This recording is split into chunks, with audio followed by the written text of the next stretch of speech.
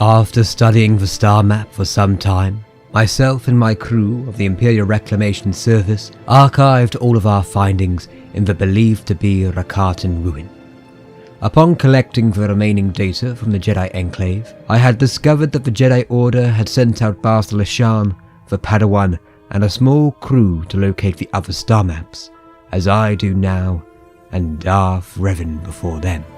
Following their footsteps, my next destination was the arid planet of Tatooine. Travelling across the galaxy, the Gozonti was now the new home of our findings.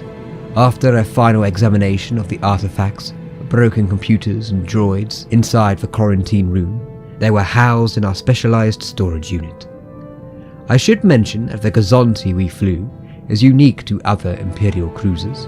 The Car-Forwarder has the same shell as a Gozanti-Class cruiser, but is refitted with a quarantine room alongside extra cargo space.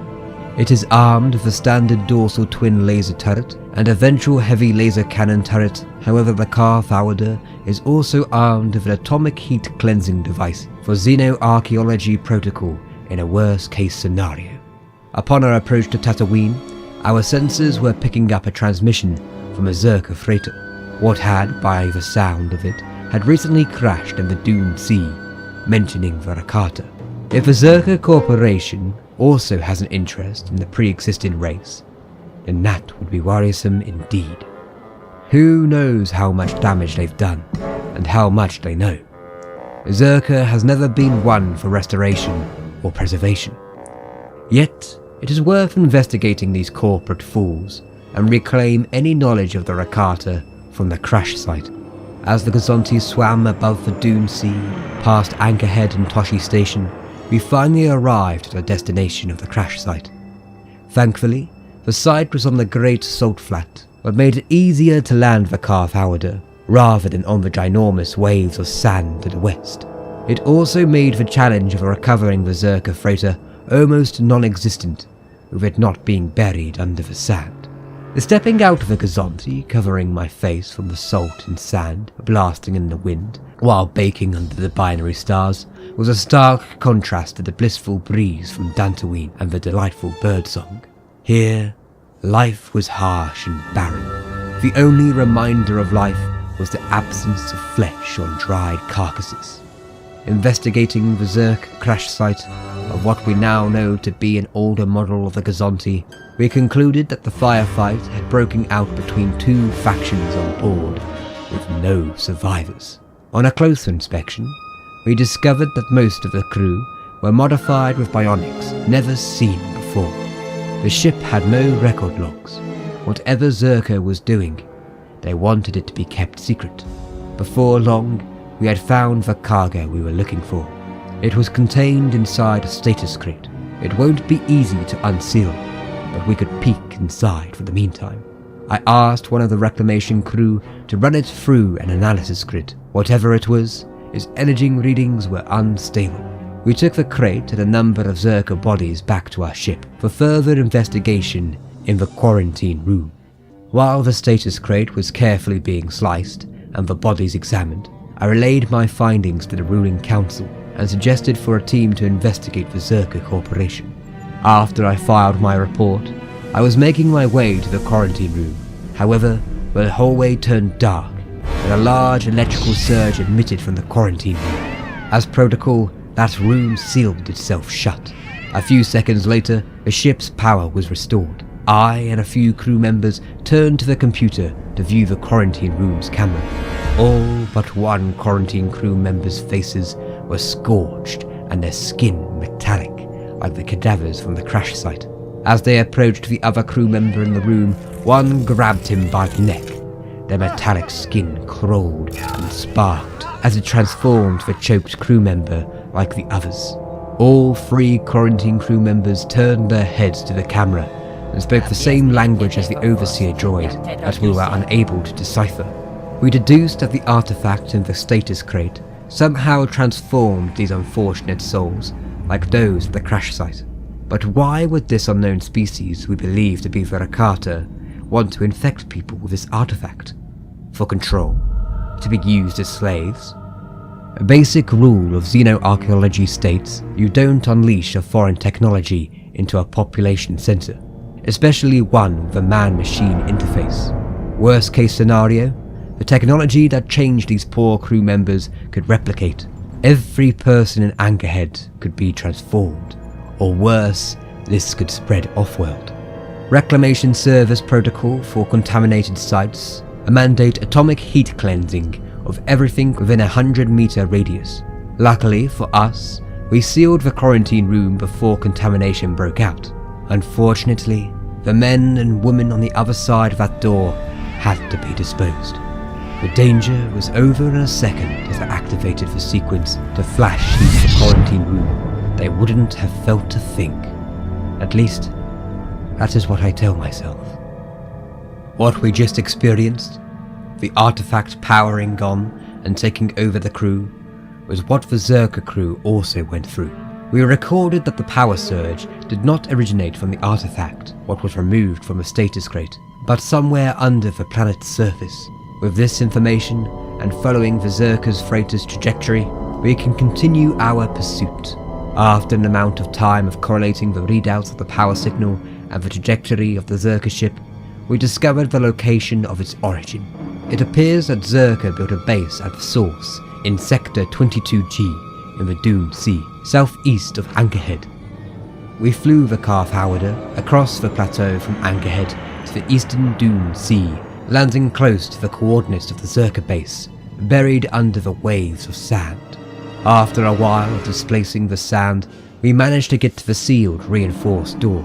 As a precaution, myself and the archaeological crew were guarded by an armed escort of stormtroopers to defend against another outbreak or even the hazardous inhabitants of Tatooine. As we approached the door, an audio projector spoke. This is Director Antayen to all Zerka employees. Please listen and remain calm. A few minutes ago, we experienced a minor equipment failure in the main laboratory. We are initiating lockdown procedures. Stay where you are, and you'll be alerted when the situation resolves. As the audio continued, a terrified scream came from the Director. The sound of his converted colleagues frantically shout in that of the untranslatable language. The stormtroopers readied their E-11s, aiming at the door as our slicer bypassed the controls. As we carefully made our way through the dilapidated hallways and corridors, it became clear that this was no longer a research base, but a tomb. Blaster scorches decorated the halls, while bodies made navigating the room difficult. Unpleasant as it may be, we had to make sure that those converted were dead. Every Zerka employee we passed, the stormtroopers shot. Eventually, we had made it to the source of the power signal. Standing in the middle of the room was an obelisk, almost pyramid in design. As we came close, it activated, speaking in the same dialect it converted. I quickly told it I did not understand its dialect.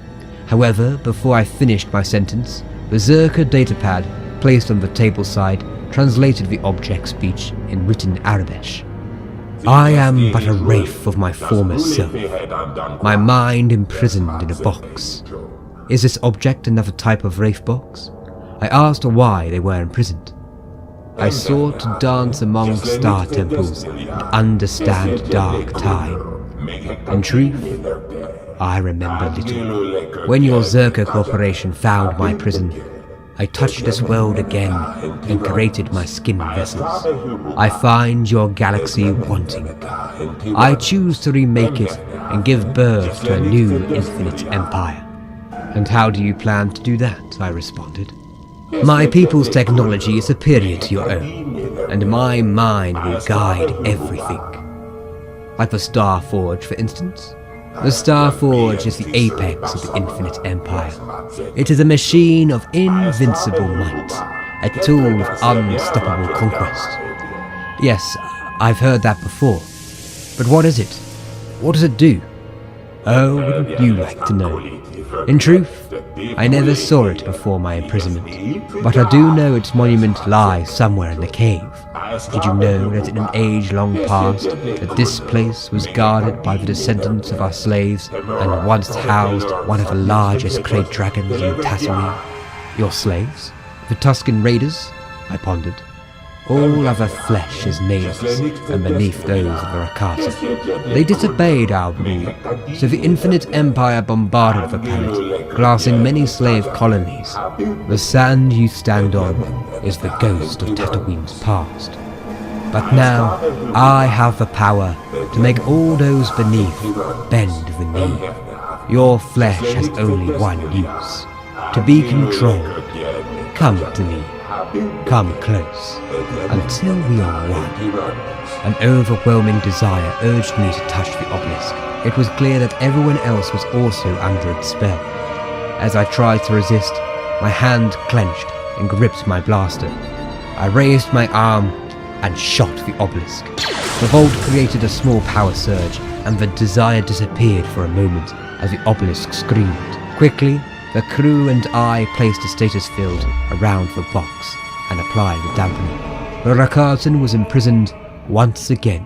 Yes, we could have learned more about the Infinite Empire from the imprisoned one, but it would be too risky to take the obelisk out of the status field, at least in this environment. However, the Rakatan gave us the information we needed, that the star map was close by. I'm rather surprised and impressed that Zerka managed to decipher the Rakatan language. It'd be interesting to see what the task force will learn from the Zerka Corporation. I pocketed the datapad for it to be useful during our expedition for the Star Forge. I divided the team. One half travelled back to the surface to secure the obelisk on the Karth Howder, while I and the other half explored deeper in the Zerka base. A number of corridors and rooms later, we had finally found what we were looking for. As I stepped through the door, the same coldness I felt in the Rakatan ruins of Tatooine travelled down my spine once again. The anticipation as I took on each step was building. Then, like before, the three pincers cracked open, blooming like a flower to reveal the orb now hovering above, sparkling while it crackled and hummed. Then, the whole room illuminated, revealing the exposed cave walls and eroded statues, missing identifiable features. The orb exploded light depicting the galaxy, just like before. However, this depiction had star systems the previous map did not, but was also missing some the other had.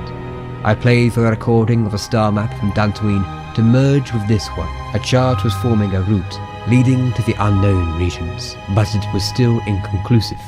Yet, I was one step closer with the star map, shining a light in the dark. Our next destination would be Manan. Unfortunately, after extracting all Zerka documents, research and Rakatan artifacts, we were greeted by a minister of the Imperial Ruling Council, escorted by a platoon of death troopers and a handful of royal guards upon the surface. It was a surprise to be sure, but not a welcome one. As per agreement, Mr. Prowse, all findings from your expeditions involving the so-called Rakata will be requisitioned and taken for further examination at our secure location, the minister stated. Taken aback, I replied, the deal was after I concluded my expedition, not before. The minister didn't even flinch.